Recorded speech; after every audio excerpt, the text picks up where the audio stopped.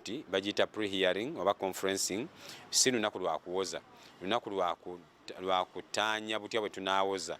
Mulimu ebintu ebimu bye tuyinza okukkiriziganyako nga tebyetaaga kuleeta bujulizi, okugeza nti byabakama yalangirira President Museveni. Ekyo kiri ffena tukikkiriza nti yamulangirira.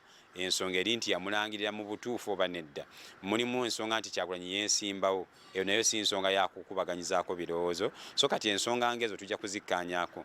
Obujulizi mu petitions za presidency bubeera mu affidavits oba biwandiiko. Kati tugenda kubanga buli ludda lulaga biwandiiko ki bye batawakanya, biwandiiko ki bye baagala abaabikola bajje babuuzibwe ebibuuzo. So ffe nga NUP naffe tujja kugamba oba abakyagulanyi tujja kugamba nedda, abajulizi muleese ebiwandiiko 30, 20 tetuzinaako bizibu, tujja kunnyonnyola, naye gana 10 erisigadde eri abaabikola mu baleete. So tugenda kubanga tulina bye tusaba era ndowooza bye tusuubira okusaba mwandi baamu byabakama Simon Mujenyi omulamuzi.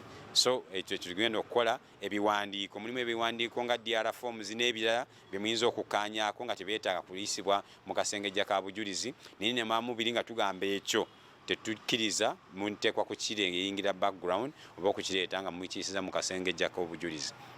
Then ekikulu ennyo nti kooti egenda kubanga essengeka kye tuyita issues oba ebigenda okuwozesebwako nti okusalibwawo ebibuuzo kooti byerina okwanukula nga ffe betulina okuwa obujulizi kooti eyanukule. So ebyo byonna biyinza okuyita housekeeping bye tugenda okukola enkya, then olunaamaliriza kooti etuwe. Kooti era ejja kulaga okwagala okulaba oba okuwanyisa empapula kwaweddeyo, waliwo abayitaaga ku budde bakereye bongereyo empapula n'ebirala ebiringa ebyo, waliwo ennongooseeza ze baagala okukola, waliwo okusaba okwenjala kwe baagala okukola, ebyo byonna discoveries.